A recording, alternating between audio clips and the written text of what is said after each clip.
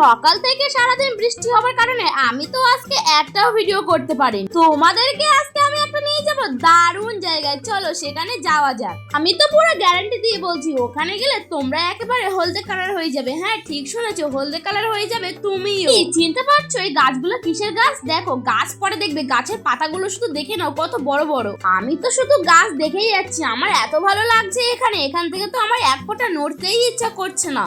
এতক্ষণে তোমরা বুঝতে পেরেছো যে আমি কিসের কথা বলছি। হ্যাঁ আমি কিন্তু হলুদ গাছের কথা বলছি। দেখো একটুখানি হলুদ গাছে কতটা হলুদ ধরেছে। প্রথমে আমি তো ভেবেছিলাম কচুরমুখী, তারপরে দেখলাম না এটা তো হলুদ। হলুদের গাটা এত ভারে কাদা মেখে আছে, মনেই হচ্ছে না যে এটা হলুদ গাছ। আমি আবার হলুদ গাছটা একেবারে মাটিতে রোপণ করে দিচ্ছি, যাতে এটা নষ্ট না হয়, আবার যেন নতুন করে হতে পারে। গাইস ভীষণ জোরে বৃষ্টি এসছে। হ্যাঁ আর এই বৃষ্টিতে আমি আমার ফোনটা বৃষ্টিতে ভিজাবো না।